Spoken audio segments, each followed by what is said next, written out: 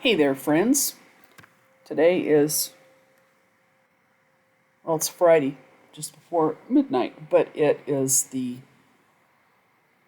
59 of the 77-day video challenge, and I decided to do a live video, or a new one. This is part 3 of journal entry 14 of the MLM journal. The third time I joined Avon. And I'll put a link in the description box below to the last video talking about this series. I had signed up with Donna.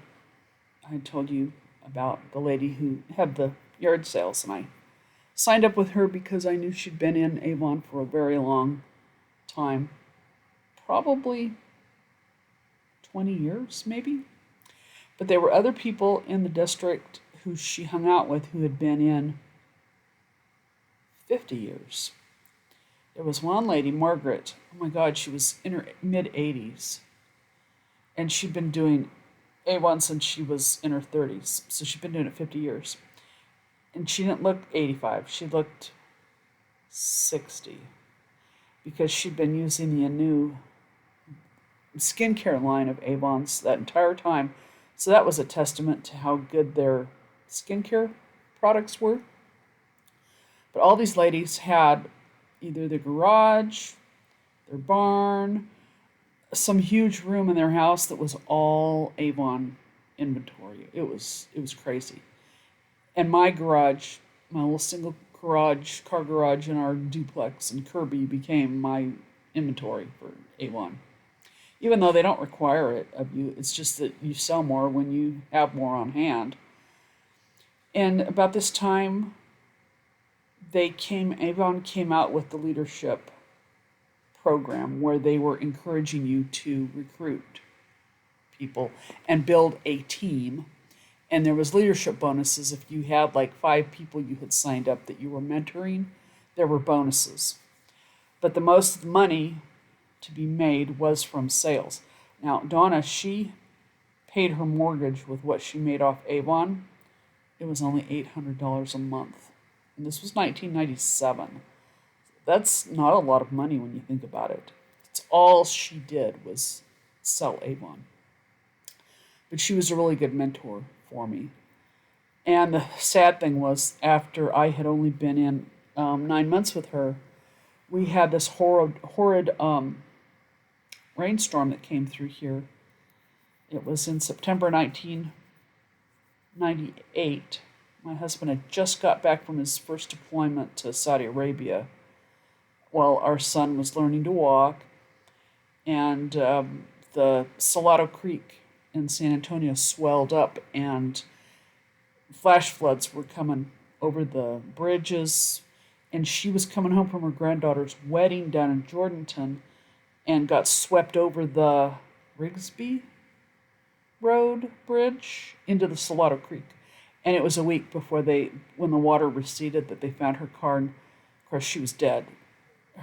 It was her son, her granddaughter-to-be, and baby that was like a month or two old.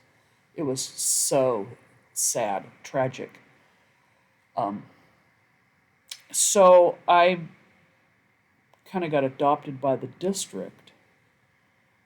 And this is where I found out that, sometimes you don't have really good managers.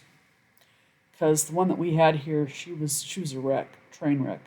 And she embarrassed me publicly. She embarrassed some other ladies publicly out of her desperation to be a good manager, which it just showed that she wasn't a good manager. Was having a hard time with her kids, having a hard time as a parent.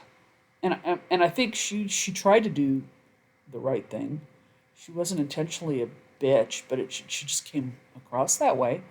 And because I was a leadership representative at this point, signing up people under me, I was referred to the company, people who wanted to come into Avon, and it sent me into places in the city that I would never go. I mean, ghetto places where when I got there, I was grateful I had got a babysitter for my son, and I was by myself. And I did that like about 3 times when I noticed that my life was at risk, my finances were at risk, that this manager was willing to put anybody's life at risk for the sake of Avon, that I started to draw the line, and I would say, no, I'm not gonna take this referral. You can give it to somebody else because I'm not doing your shit work for you. And I was gonna quit. It was right about the time when we got orders to go to Arkansas,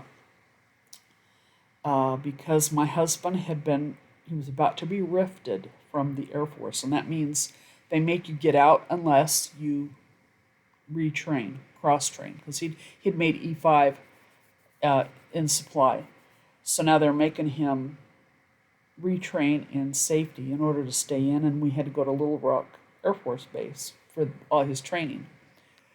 So we were sent there, and I was going to quit. I was not going to start over again, because that's what you have to do back then, is start over again every time you moved. But for some reason, I had customers still in San Antonio that wanted me to order stuff and have it sent to them. So I looked up the manager there in Little Rock, and she was who made all the difference for me in Avon. And I'll tell that story in the next segment, because she was a really good manager, and she'd been doing it 30 years. She retired as a manager in Avon. And anyway, I'll tell that in the next story. So if you like this video, like it, subscribe, comment, hit the bell for notifications. Thank you for watching. I will see you next time. Bye.